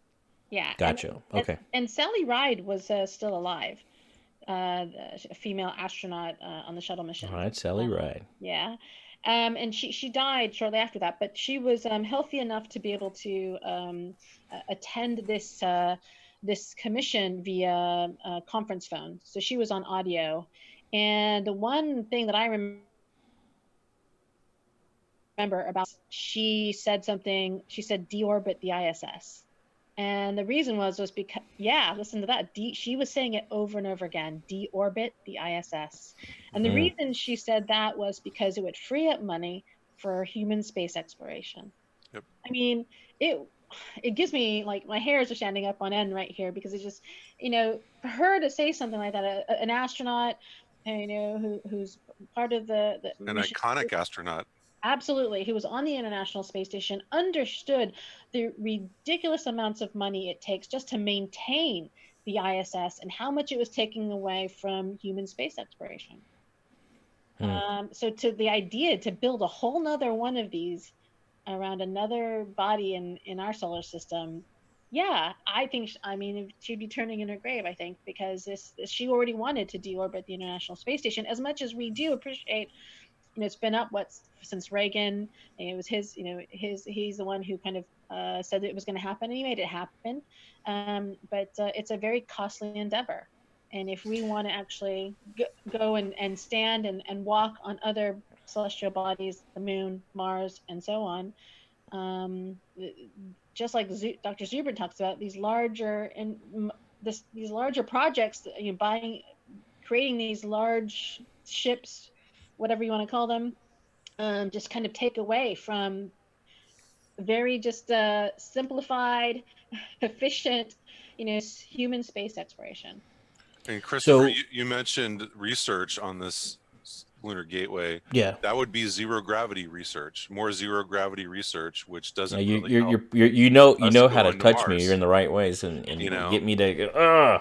Let's do some research with low gravity. Let's do some research on the surface of the moon instead. That will be more applicable to Mars. Well, look, I'm trying to provide good counterpoint and represent the other positions well. That doesn't necessarily mean that all of these things are my personal positions, and so it's hard for me to go too zealously into defending certain positions. But one of the things that I've also heard is, okay, so you, from an engineering perspective, everything you're saying is right. I mean, it does make more sense to do things on a more efficient basis and to go straight to the surface of the moon. There's less delta V, which is how much fuel and cost there is to get to the surface, and all these other great points. But what it doesn't take into account is the politics of it, in that if you didn't do the gateway, then it would never happen, and that's kind of something that we've seen. Same with SLS. I mean, the reason we have the SLS at all is because there's the constituencies they're pleasing with, and so we have to do that in order to get the larger goal. We need to compromise on these other things. And so my argument now to that, and I'll let you talk in a second here, Lucinda, I promise. My argument is, this is really not an engineering issue. This is a political issue. And so how can we solve the politics of it, and rather than solve because the engineering things, on some level, I'm not saying it's easy, but comparatively, it's easy to solve these. It's just a matter of, it's just academic. You sit down in a room with some people who have had some good education and have a good heart, and they can figure this out. It's not hard for us as a society to figure this out. What I think is much more difficult is how can we change the politics in a way to make it more feasible. That's your $1 billion question, Christopher. No, $30 billion question, right? I mean, if we had the answer to that would. Well, right. I mean, if we had the answer to that, then actually, I think the answer is easier than to come up with than to be implemented. But we're going to get into politics if we do that, and we do try and avoid that on some level. On the show, we want to make sure that everybody feels welcome here. I think one thing that anybody on the political spectrum can agree on, though, is that corruption in politics, particularly from money, is probably one of the bigger issues. And if we can figure out a way to eliminate that, first on a local level, then moving on to state levels here in this country at least, and then national levels, I think that is a method to do so. It won't happen overnight. It is not going to be a pretty process. But if you look at all the major changes in policy here in this country over the last century or so, it started at the local level, then moved to the state level, and then moved to the national level. Whether it's the ability to marry same-sex marriage, or even the civil rights in the 60s. All of these things happen first on local levels and built their way up from there. So that, I think, is the path forward. But that's going to take a lot of work by a lot of people. And it's one way, but it's not. It has to. There's a lot more complex. It's a lot more complex than even I'm making out to be. That's a simplistic way of putting it. Well, this solution from NASA is basically the best political solution. It makes all the constituencies, both domestically and internationally, happy, and that's why we see the way it is. It is the way it is. Yeah, I think that's my argument too. Is it's like Lucinda, you were saying, Bridenstine's in kind of a hard position. He can only do so much, and I think he's navigating it as well as anybody could. He's doing an excellent job navigating it, in my opinion. Yeah. So while there's, I think, plenty of criticism to be said, I think at the same time we got to look at it from that perspective too. Yep. Agreed. All right, guys. Anything else that we want to talk about in that before we move on? No, one of the next Mars talks, we will talk more about our Mars Society's plan. Dr. Zubrin has talked about a lot of Moon Direct and how to really slim this down and make it a really engineering-focused mission architecture that's sustainable and much, much lower cost than what we've been seeing with the NASA one. So we'll talk about that on a future episode. And it provides at least as many benefits. Yep. Okay. On to chapter news. Mars Society has chapters internationally, and here is some of what they have been up to. Mars Society Italy has hosted Dr. Zubrin on a speaking tour to several cities. That tour is now over, but it was very successful and really exciting for Mars Society Italy, as well as all the people there that were able to listen to him and interact with him. A new chapter has been established, the Mars Society Minnesota. They will be focusing on biomedical issues related to getting humans to Mars, and we are excited to bring them into the fold. Yes. Also, Mars Society China is taking part in Mars camps in Hangzhou, China, this summer for the equivalent to middle and secondary schools. Lastly, we want to shout out to Ohio. As one of our oldest chapters, they focus on what Dr. Zubrin has been quoted as the most important work our chapters can do, outreach. John Thomas and Jerry Black speak at community groups and local space organizations, but they focus mainly on K through 12 students, usually putting on 12 events a year. And this year, in 2019, they've already done 7, so they're already beating that average.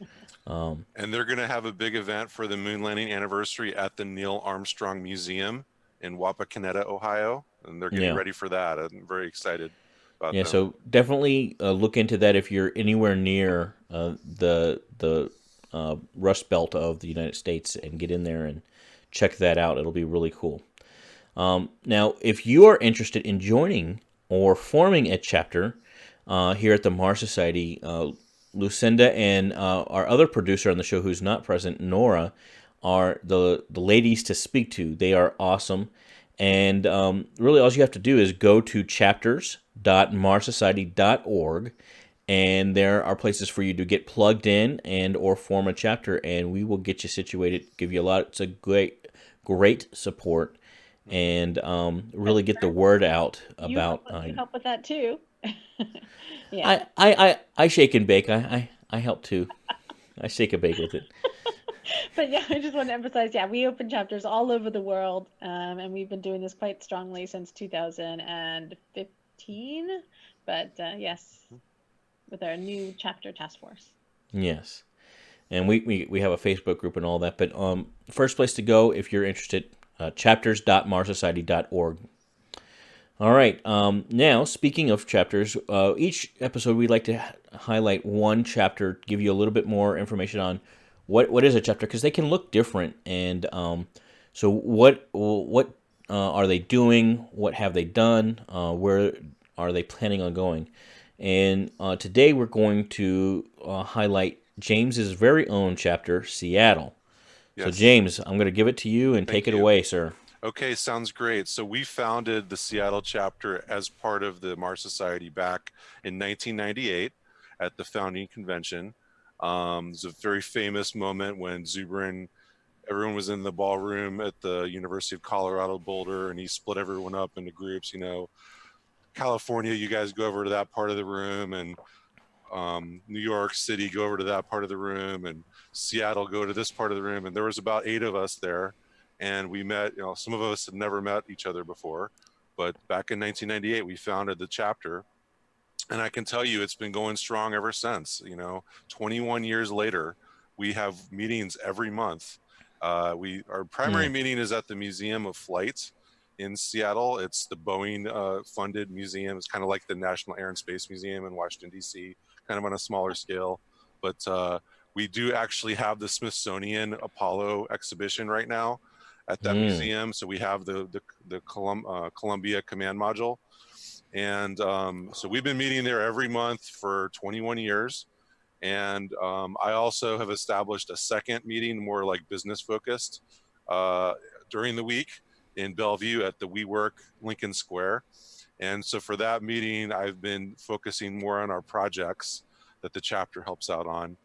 But we have, I think, on our meetup page, 170 people now. Nice. We also have an older Yahoo group that we used back in the day. We set up back in the day with about, I think there's 50 or so people on there. A lot of whom have been on there for 21 years. That means a while ago for you non-English speakers. Back in the day means back in the day. Yep. So it's been great, and I've been privileged to be the organizer, along with Chris Vansel and David Stewart. And so so it's been, we've had a really great time doing it. We've done a lot over the years. We've done a lot of outreach events, like we mentioned. The Ohio chapter does quite a few. We've done them all over Seattle. A lot of different space events that have happened. We have a table set up, and we're out there talking to people and showing them different displays and models, and talking about Mars and talking about Mars Direct. More recently, because of the VR project that I've been working on the last 2 years, I've been setting that up as well, having people take a look at the Mars Desert Research Station in VR, talking to them about that project. And very recently, I actually have gotten some new volunteers that are part of the chapter that are actually helping out with the VR project now. So, nice. So it's been a really great way to get people plugged in that are interested in space, that live here in Seattle, to meet like-minded people, work on projects that are maybe going to help them in their careers or that they're interested in doing, and just get out there and talk about space to the general public. So now, very proud of what the work the chapter's done. Absolutely. So for some of the other chapters that are out there, or people that are thinking about starting a chapter, how is the chapter organized? Is it associated with the state or national governments in any way? Is it a company or a private, a nonprofit organization, or how is it organized? So we don't really deal much with finances. We don't really sell products or anything like that. So we don't have an active registration at the moment with the state of Washington. That does get kind of costly here in our state to have a nonprofit registration. I think it's a couple $100 a year to maintain one of those. So we're kind of on a shoestring. Most of the stuff we do is talking to people, is outreach. And so we just show up. We have some displays we've been using for several years. So, David Stewart. So how are those paid for? Oh, a lot of them we made ourselves. We just made them ourselves. David so it's basically donated by volunteer time and or maybe somebody's correct. money a little bit. Correct. From the organization itself. That's right. So David Stewart will just load them up in his van and drive out to the event, unload it, and we'll do the event and load it back up when we're done. And but yeah, it's there's not a lot of funding needed to do work like this. You just need passion, and you need volunteers. And same with when I organize the WeWork meetups, that doesn't cost anything. I go through meetup.com and I can get a free event space at the very nice WeWork facility, which is a co-working space in downtown Bellevue. Very nice area. Normally people are paying like $400 to $1,000 to rent an office in that facility, but they give us a conference room for free as part of meetup.com.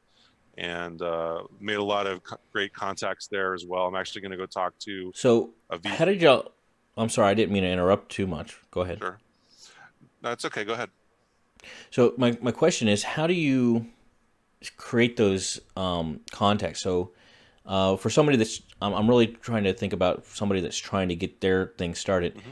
How can you get people, like, you don't pay for the space at the Smithsonian, not the Smithsonian, the Aerospace Museum. You don't pay Right. for all these spaces. You're basically getting people to donate that, Right. essentially. Yeah, you just go talk to the people that manage those facilities, and ask and tell them, hey, we're a small chapter of a nonprofit organization. We'd like to have a regular space to meet every month, and what can you offer us? And usually, if you have that conversation, people will be interested in helping. I Cool. also helped set up recently the SoCal chapter, and they basically just talked to the folks at JPL and some of the local facilities in Pasadena, and did the same thing, and got a meeting space for free donated. So it's not hard to Cool. do. You just have to get out there and talk to the right people. All right, and so what are the plans for the Seattle chapter? What do y'all have any really cool upcoming things that y'all are ready to talk about? Yeah, I mean, the Apollo anniversary in July is a major event for space, and Yeah. the museum staff keeps saying that they're going to have national media there, because of the Smithsonian exhibition being there. They'll have some guests there as Mm-hmm. well that day. So we're going to have a table then. I do a lot with the VR project locally in Seattle. I'm actually going to do an event next week at as part of the Seattle VR meetup, where I'll talk about MDRS to all these people that are not space people, that are VR people.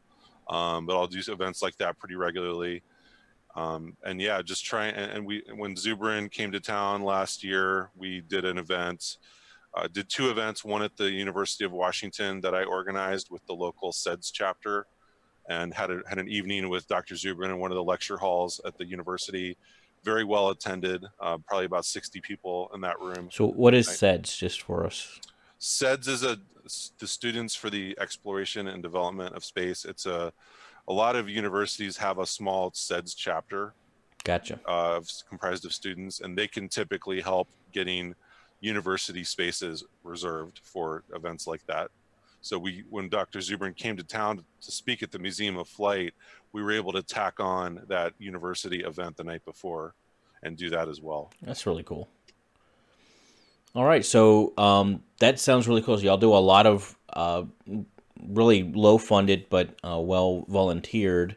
Y'all get the word out quite a bit, and you set up a table at different events and things like that as well. Yeah, And then we're you a also just grassroots organization. We got to start small and start with the volunteers and people pitching in what they can, the skills they can, and the time they have to get the public more interested in Mars. That's what the Mars Society is all about. that is cool, man. All right. Anything else before we move on to you talking some more about a different project? About a different project. No, to find out more information about the Seattle chapter, go to seattle.marssociety.org. We're also on Facebook and meetup.com. Okay, seattle.marssociety.org. Yes. Got it. All right, man. And woman. Thanks.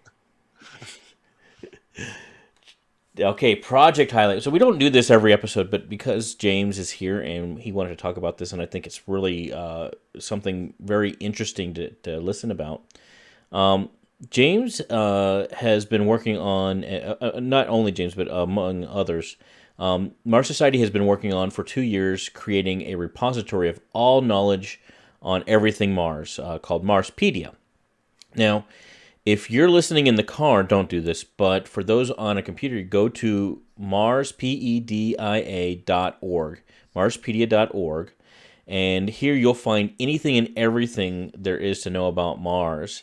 And we just so happen to have the project lead here, James. So, James, it's not quite complete yet, in that it's always going to be added to, and we're always learning more. And yeah, this is it's still a work in progress. Yeah. But tell us more about the project, what it's doing, what y'all have done, and all that. Yeah, it's a very exciting project.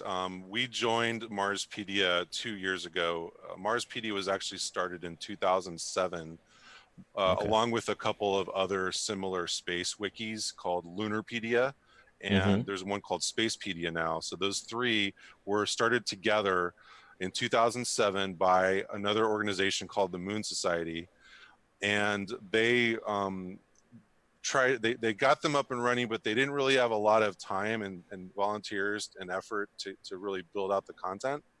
So a lot of times people over the years would contact us at the Mars Society and say, hey, I want to volunteer on Marspedia. And we would have to say, well, that's not us. You know, go talk to these other folks.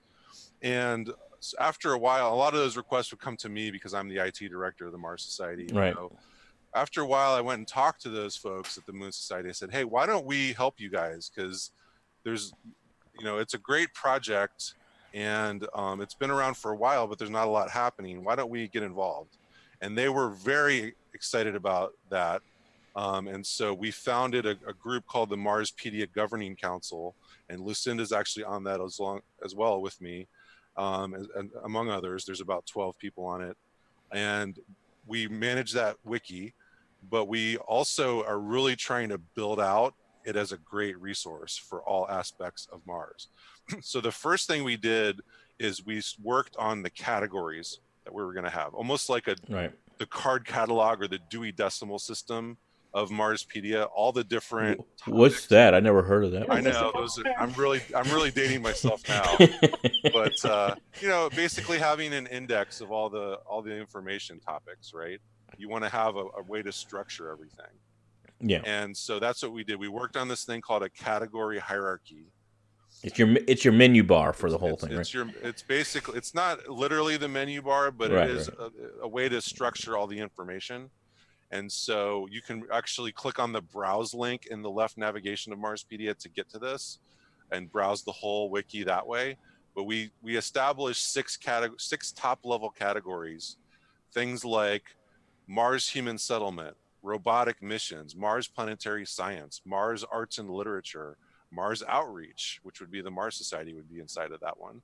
So all the different aspects of Mars not only in the present day and in the past, but also in the future, we have incorporated in this category system. We spent a lot of time on this. There was a lot of discussions we had. We meet weekly for the last 2 years on a Zoom call, just like the one we're doing right now for Mars Talk. And so we spent probably 20 sessions talking about this category system, and I'm really proud of the work we did on it. We came up with about 170 categories in this hierarchy, 6 top level categories, and you can basically hang all the content you would ever have about Mars on these categories. And so now that's amazing. Yeah, I'm really proud of it. I presented it along with Frank Crossman, Mars Society's chief archivist.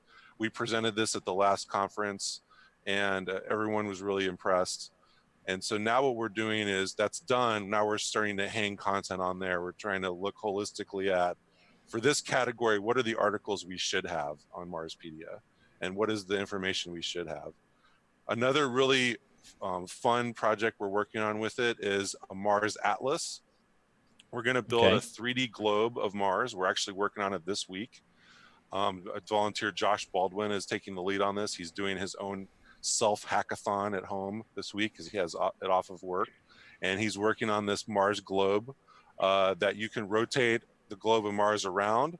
You can zoom in on it and see all the different place names on Mars. And the U.S. Geological Survey has identified 2,000 place names on Mars.